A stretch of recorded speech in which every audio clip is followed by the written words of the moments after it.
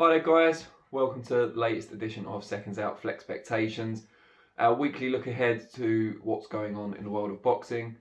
And this week, as regular viewers will know, we already previewed the Frank Warren BT Sports Show headlined by Josh Taylor this Saturday. We previewed that last week. We're here every Thursday at 4:30 PM by the way. So this week we can focus on the international action. But also, because there's not going to be another Flexpectations until the following Thursday, there's a Wednesday night show next week as well that deserves some attention. So let's start with that. The Golden Contract Finals and one semi-final on the undercard for the light heavyweight tournament. But mainly the focus will be, of course, on the finals. And the Golden Contract tournament so far have been a revelation, to be fair. I mean, yes, inspired partly by the WBSS and a lower level version, but it has managed to pit the best European talent for the most part against each other. And we've seen it in the featherweight and super lightweight divisions, as well as light heavyweight. But the two I mentioned first are the ones that are now reached the final stage. And we've interviewed 3 of the 4 finalists in the last few weeks. You can see all those on the channel.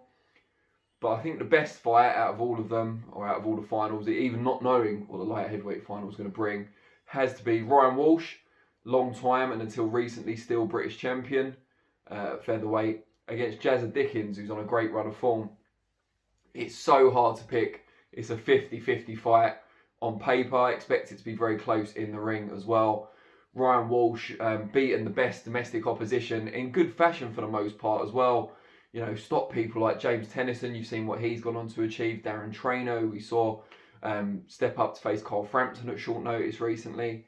And a number of other people at British level. Reece Bellotti struggled to find mandatory opponents at times in his reign as British King as well. And only recently got stripped of the belt. Don't want to go into the politics of that at the moment because, you know, if you want to hear what Ryan thinks about it, simply go on there. And Jazza as well, he commented on it. So you can watch their interviews. Jazza, he's fallen short, but only at very top level. Kid Galahad, when they were both quite early in their careers, stopped him. He was unlucky in that he took a big shot from Guillermo Rigondeaux when he took a massive step up in class. Fair play to him for that. And it broke his jaw, so he had to be pulled out early on in that fight. But he's really only lost the top level opposition. He lost his British title down at Super Bantam to Tommy Ward, who's ranked in the top 5 world rankings now. And since then, he's been on a bit of a tear. And in the Golden Contract Tournament semi-final, I think most people thought that Commonwealth champion Lee Wood, title not on the line because the fights were over 10 rounds, of course, would get past Jazza. But Jazza turned in a tactically astute and aggressive performance to get past Lee Wood and book his place in the final. And he's got an incredibly unique style. He's a southpaw, but he's a compact, aggressive southpaw. The type you don't normally see. And he's got kind of a jerky, twisty, switch-hitting style, although mostly out of the southpaw stance. Ryan Walsh, he can switch too. So that's going to be interesting to see how they try and adapt to each other and the different phases of the fight. But don't miss it. It's going to be, I would imagine, one of the best British fights of the year. Also, we see O'Hara Davis against Tyrone McKenna in the super lightweight final. Long-standing grudge to be settled in that one. Davis will come in as the favourite. He's performed better at a higher level. Common opponent Jack Catterall, although McKenna was brave, was outclassed, it's fair to say, by Catterall, whereas Davis, in a bit of a snooze fest, pushed Catterall to a close decision. Having said that, McKenna's now with Pete Taylor, one of the best technical coaches in the world, known obviously for his work early on with his own daughter, Katie Taylor, but he took Luke Keeler to a world title shot, massively improved him as well. So I expect McKenna to be improved. If he can resist his natural inclination to get involved in a war, it could be a much closer fight. Because on boxing ability, I think McKenna's better than Davis, but Davis is the bigger puncher. He paces himself well, it's fair to say. He doesn't, overwork himself to win rounds, and so he carries his power late into contests as well. It's an intriguing one, and there is real spite there. They really don't like each other, as most people know. So tune into that. We also see Liam Conroy against Serge Michel in the semi-finals of the light heavyweight tournament. I think that's worth watching as well. Is the interview up with Liam Conroy on the channel at the moment as well. So make sure you have a look at that and see what his journey has been and what his ambitions are. So that's next Wednesday. But then the international action this weekend kicks off, at least in the UK time zone, for the World Boxing Super Series cruiserweight final between Maris Bridis and Uniel Dorticos. We only found out last week that Sky Sports were picking it up, but we're glad they did. Presumably no undercard, or at least no live undercard, because their transmission doesn't start until 10 o'clock at night. And usually WBSS matches, main events, start at around 10:15. So we'll be straight in with the action at the main event. And it's a mouth-watering contest. Maris Bridis only defeat to Usyk, and probably pushed Alexander Usyk harder, closer than anyone ever has. So that's a bit of a feather in his cap, and he's rebounded well. Former world champion, good fighter, aggressive, but got good movement, technical skills as well. Dorticos, bit more patient, but probably the bigger single shot puncher of the two. The KO Doctor, it's a moniker that's been well earned in fights against top class opposition. Obviously lost an absolute war to Murat Gasayev in the semi-finals last year. He'll be looking to redeem himself, not that he needs to. After that, you've got to watch it. It's going to be thrills and spills. And again, like I said about Walsh against Jazza for British fights, this is going to be, I would imagine, one of the best fights on the world stage, top level world stage this year. And the winner can rightly call themselves, I would say, the best cruiserweight in the world today, even in spite of Bridis' somewhat controversial victory over Krzysztof Glowacki in the semi-final. And we'll see what happens if Glowacki and Lawrence Okoli fight for the vacant WBO belt, hopefully still this year.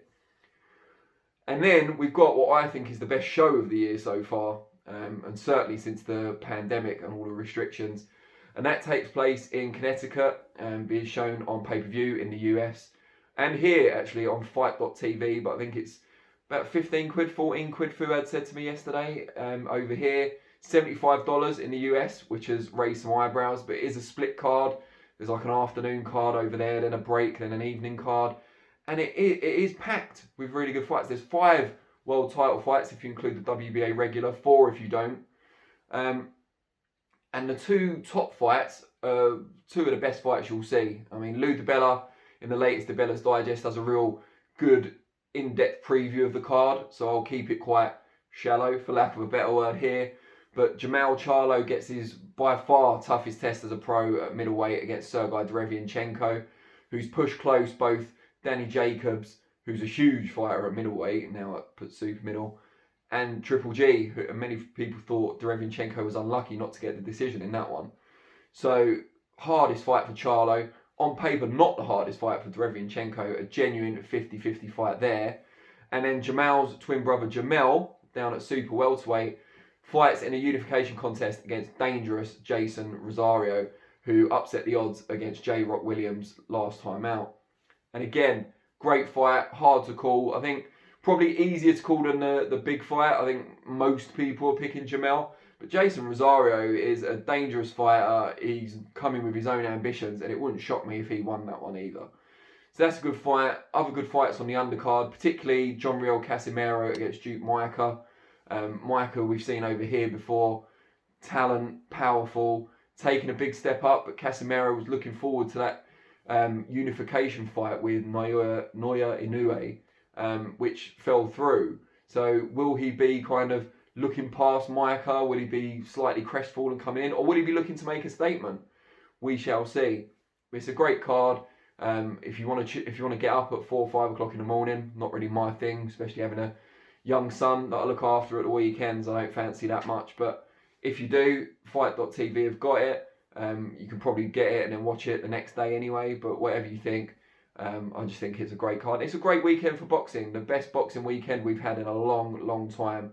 It's a shame some of the fights may clash on UK TV with the Taylor card and the WBSS, but fingers crossed we don't miss too much of the action, and there's always, recording systems and so on. Really appreciate the time, as always. Let me know in the comments, what do you think is the best fight of the weekend? It's the only question I'm going to ask, but there's so many good fights. Include the Wednesday Golden Contract card as well in that, and it becomes even more difficult.